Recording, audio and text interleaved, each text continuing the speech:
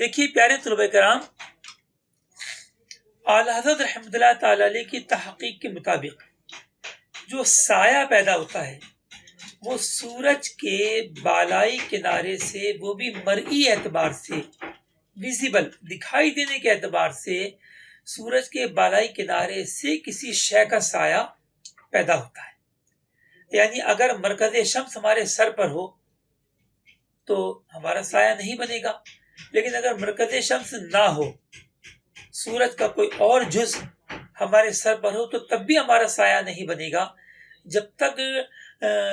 ٹکیہ شمس یعنی سن ڈسک کا کوئی نہ کوئی حصہ ہمارے سر پر ہوگا، سمت راست پر ہوگا، تو ہمارا سایہ نہیں بنے گا۔ جب سورج کی ٹکیا ہمارے سر سے مکمل طور پہ اترے گی تو پھر ہمارا سایہ بننا شروع ہوگا۔ تو اعلیٰ حضرت رحمۃ اللہ علیہ فرماتے ہیں کہ پہلے میلے نصف النہار لے کر اس میں عرض بلد کو جمع کریں، اگر دونوں جہتاً مخالف ہے، ورنہ تفاوت لے لیں، یعنی بعد سمتی زوال معلوم کریں۔ اب یہ جو ہم نکالتے تھے پہلے بھی، تو یہ بعد سمتی زوال ہوتا تھا مرکز شمس کی نصف النہار کے وقت دوری سمت راست سے، لیکن ہمیں چاہیے اس کے بالائی کنارے کی دوری، لہذا اب ہم اس دن کا جو نصف قطر ہوگا ہم اسے مائنس کریں گے تاکہ اس کے بالائی کی کنارے کی دوری سمت راست سے آ جائے، کیونکہ جب سمت راست سے مرکز شمس فرض کیجئے 20 درجے جھکا ہوا ہے تو اس کا بالائی کنارہ 20 درجے سے کم جھکا ہوا ہوگا،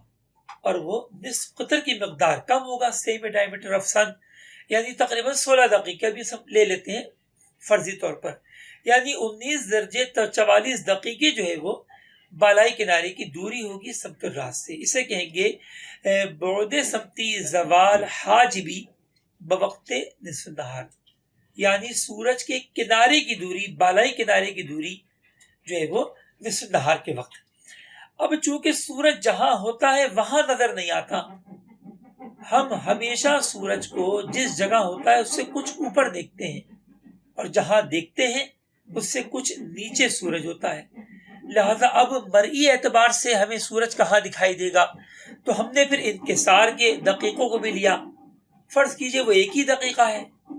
ابھی ہم ساری چیزیں فرضی کر رہے ہیں، فرض کیجئے وہ 1 دقیقہ ہے، تو اب 19 درجے 44 دقیقے پر جو کنارے شمس بالائی آ رہا تھا تو اس میں 1 دقیقہ اور کم ہو جائے گا، یعنی 19 درجے 43 دقیقے یہ ہو جائے گا بعد سمتی حاجبی مرئی بوقت نصف النہار، یعنی نصف النہار کے وقت سورج کے بالائی کنارے کی دکھائی دینے کے اعتبار سے دوری۔ اعلیٰ حضرت رحمۃ اللہ علیہ فرماتے ہیں اب اس پر سایہ اصلی نکالا جائے، یعنی اس کا ٹینجنٹ لے کر اور 1 یا 2 مثل اول و مثل ثانی کے اعتبار سے جمع کر کے اس کا ٹین انورس قوس ذل لیا جائے تو پھر یہ نکلے گا کہ عصر کے وقت جو ہے سورج کی دوری کتنی ہوگی۔ اب ہم نے اسی کے نکال لی جو بھی ہم نے مثال فرض کی ہے، تو یہ میں کیلکولیٹر کھولتا ہوں اور 19 درجے 43 دقیقے جمع 2 ہم مثل ثانی کا نکال لیتے ہیں۔ تو ہم نے جب دوری نکالی نصف النہار کی، سورج کے بالائی کنارے کی دوری دکھائی دینے کے اعتبار سے، تو وہ نکلی 19 درجے اور 43 دقیقے۔ اب ہم نے اس پر عصر کا فارمولا اپلائی کیا، یعنی اس کا ٹینجنٹ لے کر 2 جمع کر کے جب اس کا ٹین انورس لیا تو ہمیں حاصل ہوا عصر کا درجہ 67 درجے 1 دقیقے 19.53 سیکنڈ۔ اب سید حیدر علی بھائی نے سوال یہ کیا پھر دوبارہ جو ہے وہ جمع کیوں کر دیتے ہیں؟ تو اس لیے جمع کر دیتے ہیں کہ فارمولا ہمیشہ ہم سے جو ہے مرکز شمس کا تقاضا کرتا ہے کہ سمت الراست سے مرکز شمس کہاں ہوگا، ٹھیک ہے؟ تو ابھی جو دوری نکلے گی عصر کے وقت، تو یہ بعد سمتی حاجبی مرئی بوقت نصف النہار پر جب ہم یہ فارمولا اپلائی کریں گے عصر کا، تو یہ چلا جائے گا بعد سمتی حاجبی مرئی بوقت مثل ثانی، یعنی عصر کے وقت سورج کے بالائی کنارے کی دکھائی دینے کے اعتبار سے دوری۔ اب ہمیں تو مرکز چاہیے، تو لہٰذا سورج جہاں دکھائی دیتا ہے حقیقتاً اس سے نیچے ہوتا ہے، لہٰذا اب ہم دوبارہ اس میں انکسار کو جمع کریں گے،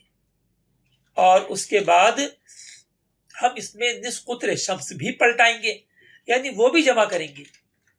تو اس طرح پھر ہمیں یہ حاصل ہوگا، ہم نے جب 67 درجے 1 دقیقہ 19.53 ثانیے میں، اب فرض کیجئے کہ جو انکسار ہے وہ آ گیا 2 دقیقے، اب ہم 2 دقیقے جمع کریں گے، ہم نے اس میں 2 دقیقے جمع کیے تو یہ آ گیا 67 3 19.53۔ اب اس میں پھر ہم نے مزید جمع کیے 16 دقیقے نصف قطر شمس کے، تو یہ آ گیا 67 19 19.53۔ یہ ہمیں حاصل ہوا مصر ثانی کے وقت مرکز شمس کی دوری حقیقتاً، ٹھیک ہے۔ جب ہم نصف قطر پلٹائیں گے تو پھر اس کا نام آ جائے گا بعد سمتی حاجبی بوقت مصر ثانی، اور جب ہم نصف قطر بھی پلٹا دیں گے تو بعد سمتی بوقت